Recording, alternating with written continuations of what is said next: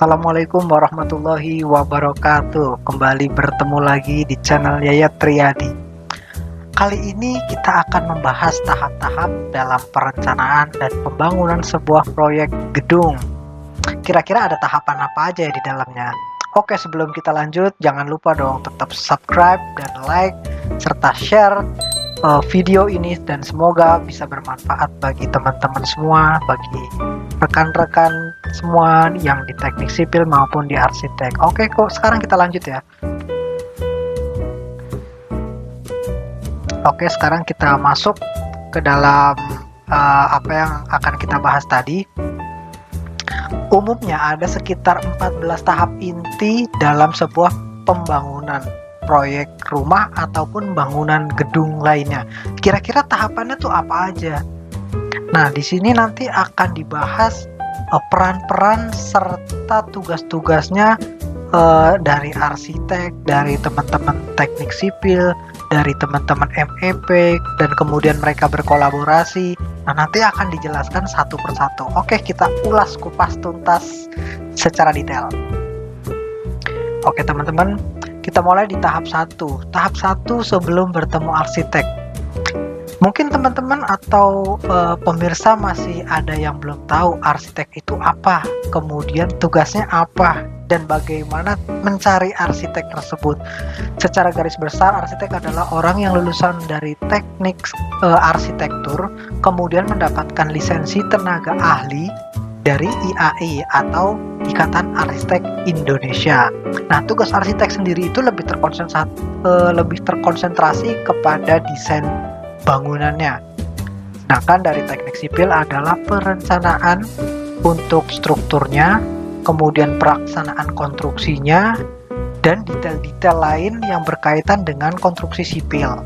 Nah, kemudian MEP adalah mechanical, electrical, plumbing yang berkaitan dengan sanitasi bangunan, dengan instalasi pipa dan lain sebagainya, seperti itu kurang lebih. Kemudian sebelum ketemu arsitek itu gimana cara cari arsiteknya itu gimana? Karena nyari arsitek itu nggak kayak beli buah di pasar, teman-teman. Nah, teman-teman mungkin bisa lihat referensi-referensi dari sekarang kan lagi booming tuh Instagram, YouTube. Nah, teman-teman bisa lihat hasil karya arsitek-arsitek yang ternama, mulai dari misalkan Andra Matin ataupun Atelier Riri dan lain sebagainya. Teman-teman bisa lihat di Instagramnya, kemudian bisa lihat di tabloid yang di keluaran majalah-majalah arsitek itu, kemudian dari buku-buku yang mereka terbitkan atau dari buku-buku tentang arsitektual. Biasanya mereka akan mencantumkan nama kontraktor dan nama arsiteknya, karena itu bagian dari portofolio hasil karyanya mereka. Nah, tahap kedua adalah perkenalan dengan arsitek. Bagaimana cara berkenalan dengan arsitek? Kayaknya beda dengan kenalan dengan lawan jenis Anda gitu kan. Yang jelas perkenalan dengan arsitek adalah setelah teman-teman semua ketemu alamat IG-nya, ketemu alamat link YouTube-nya, ketemu referensi alamat kantor di website ataupun di buku. Nah, mungkin teman-teman bisa mulai menghubungi rekan-rekan arsiteknya via itu semua, via medsos ataupun via datang langsung. Kemudian nanti teman-teman bisa perkenalan dengan arsiteknya, kemudian perkenalan tentang rencana proyeknya yang dijelaskan langsung nih kepada arsitek. Misalkan teman-teman mau bikin rumah, aku punya lahan tuh 200 meter persegi. Nah, teman-teman tuh bisa dijelasin semua ke arsitek tersebut dalam tahap perkenalan. Nah, dari mulai kebutuhan ruangnya, kebutuhan desain, mungkin teman-teman udah punya ide ataupun referensi nih, misalkan gaya rumah yang mau dibangun tuh mau minimalis aja ataupun mau model kontemporer atau mau model klasik. Pokoknya nanti dalam tahap perkenalan akan dibahas secara tuntas dengan arsitek. Nah, kemudian tahap ketiga setelah perkenalan adalah kick off meeting. Nah, kick off meeting adalah satu tahap di atas setelah perkenalan.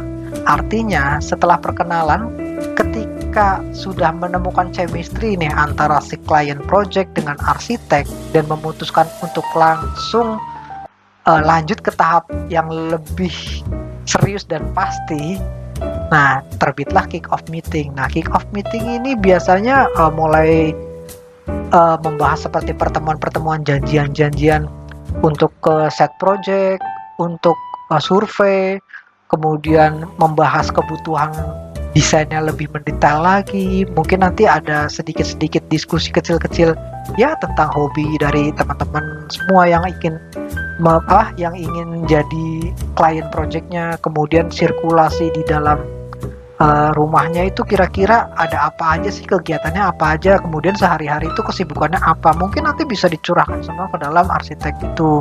Nah, nanti arsitek bisa membayangkan, bisa memberikan konsep kira-kira desain seperti apa yang cocok buat teman-teman sekalian. Oke, sekarang kita ke tahap keempat. Tahap keempat ini adalah analisis site tapak bangunan. Analisis site itu bisa dikatakan sebagai survei. Nah, di survei itu kan nanti mungkin dari tim perencana akan mengukur tanahnya, melihat situasi kondisi lahannya. Misalkan di set projectnya yang teman-teman rencana akan dibangun sebuah bangunan, itu nanti akan dilihat kanan kirinya ada bangunan apa, atau situasinya apa, posisinya di mana, di tebingkah, di hutankah, atau di komplekkah, karena itu akan menyangkut dari desain sampai ke tahap pelaksanaan konstruksinya. Contoh misalkan teman-teman nih ada tanah 200 meter persegi, cuman posisinya tuh di dalam komplek. Nah, itu juga pasti nanti akan ada pertimbangan khusus untuk metode konstruksinya bagi teman-teman sipil, karena di situ kan pasti ada alat-alat berat, misalkan truk mixer buat ngangkutin beton itu lewat ke jalur komplek kan perlu ada perizinan khusus dengan warga sekitar dan lain sebagainya. Intinya seperti itu. Oke, sekarang kita lanjut ke tahap kelima. Nah, tahap kelima prakonsep dan riset. Nah, setelah tim perencana sudah mengukur lahan, sudah melihat kondisi lahannya seperti apa, rencananya, bayangannya itu seperti apa. Nah, kemudian diraciklah ke dalam prakonsep dan riset. Nah, prakonsep dan riset itu biasanya juga ada andil dari teman-teman teknik sipil. Andilnya apa gitu? Andil di sini biasanya adalah kalaupun misalkan bangunannya itu mungkin bangunan khusus, bukan rumah tinggal saja. Artinya di situ akan digunakan untuk keperluan umum ataupun lain-lainnya. Suatu misal bangunan masjid atau bangunan ibadah, itu kan kapasitas orangnya lebih banyak ketimbang rumah. Otomatis perencanaan strukturnya juga berbeda dengan rumah tinggal biasa. Nah, karena perencanaan strukturnya itu beda, otomatis ya untuk perencanaan pondasinya, untuk perencanaan strukturnya itu harus mendapatkan data-data khusus di lapangan. Contohnya tanah itu nanti mungkin akan dites dulu, disondir dulu. Nah, kemudian dari hasil tes itu ditemukanlah jenis tanahnya apa, dan kemudian struktur yang cocok untuk ditapaki di tanah itu adalah seperti apa. Nah, itu nanti kita riset semua dari perencanaan struktur, arsitektur, dan MEP, pokoknya nanti dilihat semua. MEP juga dalam riset ini mereka akan merencanakan di mana nanti posisi si safety tanknya, kemudian bagaimana nanti saluran umumnya itu konsepnya seperti apa, nanti akan diriset secara lebih detail. Nah, kemudian tahap ke-6 adalah konsep desain. Nah, konsep desain adalah pematangan dari prakonsep tadi. Jadi prakonsep yang sudah ada bayangannya nih kira-kira seperti apa. Nah, dari konsep ini juga udah mulai kelihatan nih denahnya tuh bentuknya seperti apa, ukuran ruangnya seperti apa, kemudian dari tampak-tampaknya itu udah agak ada sedikit ada bayangan lah. Nah, setelah itu biasanya tahap konsep itu kita asistensi denah misalkan ya, dari pihak arsitek itu kita udah bikin denahnya, kemudian nanti diajukan kepada klien projectnya nih, kira-kira dengan denah seperti ini cocok nggak, kemudian kebutuhan ruangnya udah terpenuhi apa belum gitu kan. Nah, setelah dari konsep desain ini setelah ya yang jelas itu udah nggak ada komplain lagi dari klien ya, kebutuhannya sudah terpenuhi dan sudah oke. Nah, udah ACC, kemudian dilanjut lagi kepada schematic design. Di proses schematic design itu biasanya kan pakainya 3D nih, dibentuk 3D. Karena apa? Agar si pihak klien itu atau pemilik project itu agar bisa membayangkan lebih detail lagi, bisa lebih bayangan yang lebih real, dan view-nya itu lebih bisa menyeluruh gitu, karena bisa diputar-putar nanti kan gambarnya. ruangannya seperti apa, terus tampaknya kira-kira seperti apa, bentuk atapnya seperti apa, itu nanti akan terlihat lebih real di schematic design itu. Nah, kemudian nanti juga sedikit ada presentasi yang tentunya ya dari teman-teman arsitek dan perencana kepada klien untuk kelanjutan desainnya. Artinya itu kelanjutan ada revisi kah atau apakah. Nah, itu nanti dibicarakan lebih khusus.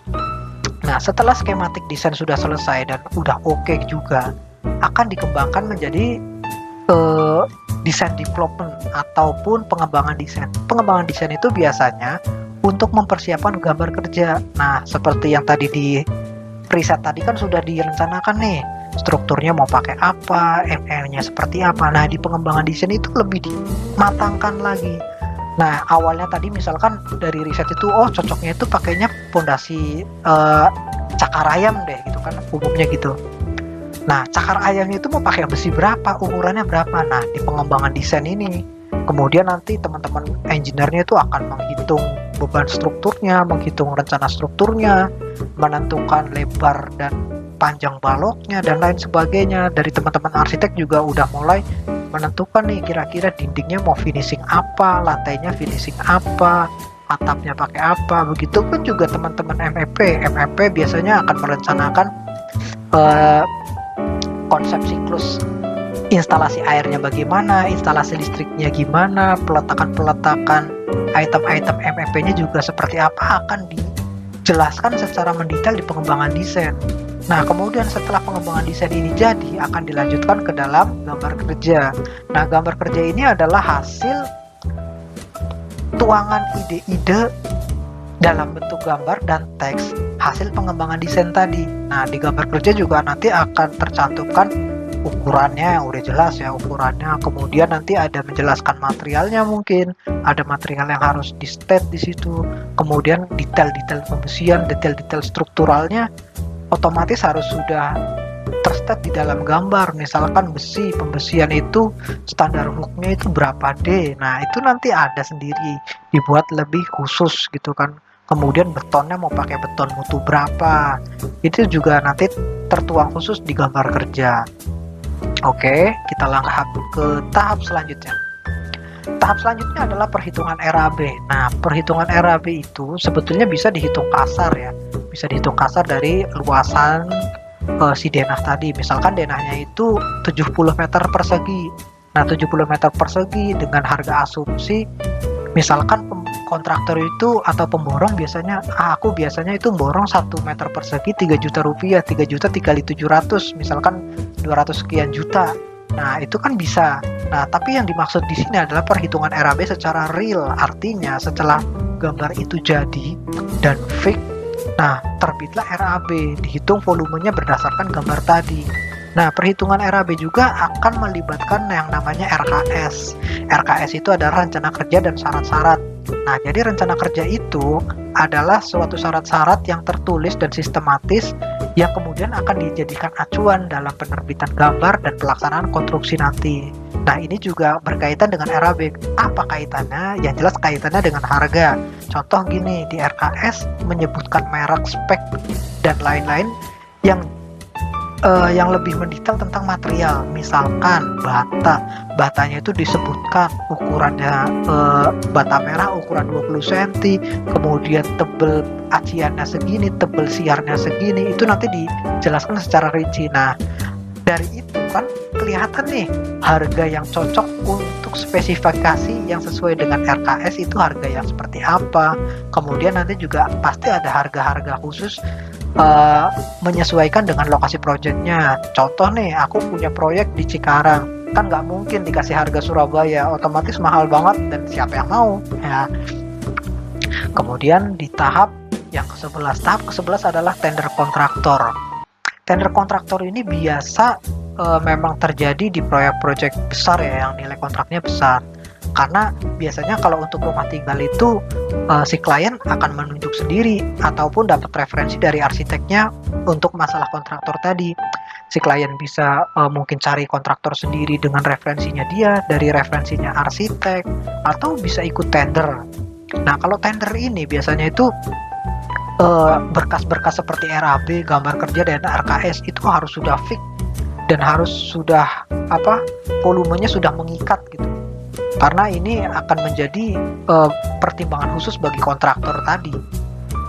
Nah, setelah tender kontraktor tadi ditentukan nih pemenangnya nih, misalkan aku punya proyek gedung, menentukan dari hasil tender harga yang paling kompetitif dan masuk akal, kemudian secara portofolio proyeknya bagus, dipilihlah kontraktor A misalkan.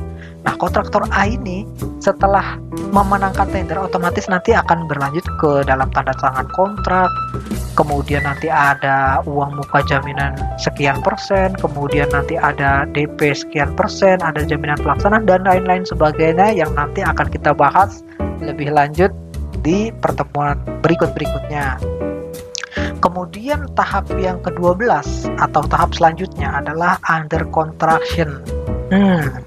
Ini adalah bagian inti daripada sebuah bangunan. Artinya kita membangun sebuah mimpi desain tadi. Nah, desain tadi kan ibarat mimpi nih. Under construction ini ya kita memang benar-benar mewujudkan mimpi menjadi bangunan yang real, yang asli di lapangan. Nah, dalam situasi pembangunan ini juga biasanya langsung nih berkaitan sama dengan tahap yang selanjutnya, yaitu tahap pengawasan.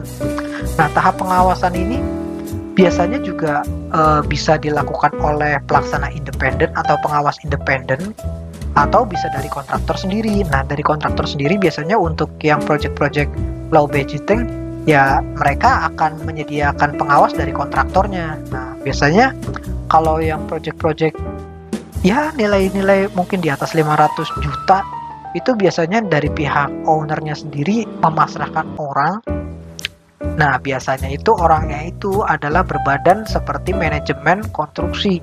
Nah, manajemen konstruksi itu akan yang dijadikan tangan kanannya si klien project ini untuk mengawasi kerjanya si kontraktor dan mengawasi keadaan lapangan seperti itu. Nah, jadi tahap-tahap pengawasan juga macam-macam nih nanti bentuknya, tergantung kontrak proyeknya gimana, tergantung situasi proyeknya gimana, karena tiap proyek juga ada perjanjiannya yang berbeda-beda sesuai dengan kontraknya. Kemudian yang tahap ke-14 adalah dokumentasi. Dokumentasi ini dilakukan setelah proyek selesai. Artinya nanti bagian-bagian proyek yang sudah selesai akan diekspos semua, difoto semua, mungkin dalam bentuk video juga bisa. Fungsinya untuk apa? Fungsinya adalah untuk satu, yang jelas portofolio bagi arsiteknya atau bagi kontraktornya. Itu nomor satu. Yang kedua adalah untuk backup bagi kliennya. Nah, klien ini setelah menerima proyek yang sudah selesai, sudah diserah terima. Biasanya kan kalau serah terima proyek itu ada serah terima 1, serah terima 2. Serah terima 1 dilakukan untuk tahap 1 dan parsial, kemudian dilakukan checklist. Kalaupun ada yang kurang cocok, mungkin nanti ada pekerjaan defect atau perbaikan. Dan kalau semuanya sudah close, baru bisa ke tahap selanjutnya atau tahap berita acara serah terima yang kedua. Nah, biasanya berita acara serah terima kedua atau BAST 2 itu juga akan dicairkan biaya-biaya retensi yang digantungkan. Retensi itu kayak biaya yang untuk menjamin pekerjaannya, mungkin beberapa persen dari nilai kontraknya. Nah, itu bisa cair kalau pekerjaannya sudah serah terima yang kedua. Artinya klien udah benar-benar dan setuju nih bahwa oke lah proyeknya seperti ini saya terima dan semua saya terima kuncinya, kemudian seperti itu. Nah, biasanya ada berkas-berkas apa lagi nih? Nah, berkas-berkas di dokumentasi ini atau serah terima ini biasanya juga meliputi kayak tes commissioning. Misalkan kalau proyek yang besar itu kan ada item-item MEP-nya banyak nih, mungkin ada di tes kelistrikannya, di tes pompanya, di tes pemadam kebakarannya, kemudian tes internet, instalasinya dan lain-lain sebagainya. Kemudian ada izin-izin khusus, misalkan kayak genset mungkin ada izin khusus. Nah, seperti tadi ada perizinan khusus, misalkan kalau ada yang punya genset dan berukuran besar kan ada perizinan khusus, ada sertifikasi dan lain-lain sebagainya. Dan yang paling inti dalam serah terima ini adalah dokumen as-built drawing. Mungkin teman-teman masih ada yang belum tahu nih as-built drawing itu apa sih? Terus bedanya sama gambar kerja apa? Bedanya sama gambar rencana apa? Atau DED, Design Engineering Drawing. Nah, jadi Design engineering drawing itu adalah gambar perencanaan. Nah, gambar perencanaan yang diterbitkan oleh konsultan, kemudian terbit lagi nanti dalam bentuk spek. Spek itu adalah aturan-aturan nih. Kemudian gambar spek itu apa? Ya, artinya gambar ini sudah match dengan aturan-aturan yang dibuat di RKS dan di RAB. Nah, dari ketiga item tadi, yang RAB, RKS, dan gambar kerja itu bisa dinyatakan sebagai dokumen spek, seperti itu. Kemudian for construction drawing itu apa? Gambar konstruksinya itu apa? Nah, artinya gambar spek itu yang sudah disetujui dan menjadi acuan dalam kontrak. Nah, gambar itu yang nanti akan dilakukan di lapangan. Kemudian ada lagi shop drawing. Apa sih? Waduh, shop drawing itu adalah gambar belanja. Nah, namanya juga gambar shop ya, shop drawing, gambar kerja. Artinya apa? Ini untuk dilakukan memonitoring material, mendata material, kemudian merencanakan bagaimana metode konstruksinya. Biasanya shop drawing ini dibikin sama kontraktornya sendiri. Nah, karena di situ juga kontraktor lebih paham terkait hal-hal teknis di lapangan. Artinya mereka yang lebih paham dan mereka membuat gambar sendiri yang secara lebih detail. Mungkin di gambar konstruksi nggak ada detail pemasangan keramik. Nah, nanti di gambar shop drawing itu pemasangan keramiknya startnya dari mana, mau potongan-potongan keramiknya itu mau buangnya kemana, itu nanti akan tertuang khusus di shop drawing. Nah, kembali lagi, apa itu as-built drawing? Nah, as-built drawing adalah gambar yang paling terakhir nih. Jadi contohnya tuh seperti ini. Kalau misalkan teman-teman beli sebuah handphone, nah handphone itu kan biasanya di dalam boxnya itu ada manual book. Konsepnya sama seperti as-built drawing. Kita membuat bangunan, artinya membuat sebuah produk. Nah, sebuah produk itu harus ada manual booknya. Manual booknya itu adalah as-built tadi. Artinya gambar as-built tadi adalah hasil gambar real, sesuai benar-benar real di lapangan. Seperti apa kondisinya, itulah yang tertuang dalam as-built drawing tadi. Dari ukurannya, spesifikasi yang terpasang, kemudian mungkin jika ada perubahan desain, itu yang gambar terakhir yang sesuai terpasang di lapangan, itu yang tertuang di as-built drawing tadi. Nah, setelah as-built drawing tadi selesai dan sudah disetujui bersama oleh pengawas, oleh MK, oleh owner, dan kemudian menjadi lampiran untuk serah terima, dan owner sudah menyetujui dan menandatangani bersama antara pihak-pihak terkait serah terima proyek tersebut. Nah, selesailah pekerjaan. Lalu apakah dari pihak kontraktor sendiri itu udah selesai pekerjaannya terus udah gitu kan, bubar aja? Tergantung proyek. Jawabannya itu tergantung proyek. Kenapa? Karena biasanya ada proyek-proyek, dan ini umumnya itu malah ada proyek-proyek itu akan melakukan masa-masa pemeliharaan. Pemeliharaannya itu biasanya ya 360 hari atau 1 tahun terhitung dari masa tanggal serah terima proyek yang paling terakhir, yaitu BAST 2. Misalkan BAST 2-nya tanggal 1 Januari, ya nanti 1 Januari tahun berikutnya selesailah masa pemeliharaannya itu gitu. Biasanya orang-orang pemeliharaan tuh ngapain? Ya biasanya ya memelihara tentang maintenance, mungkin dari instalasi, mungkin ada defect-defect, ataupun misalkan nih ada project kemudian bocor. Nah, nanti dari hasil kebocoran itu akan dilakukan identifikasi, kemudian ditindaklanjuti intinya. Seperti itu.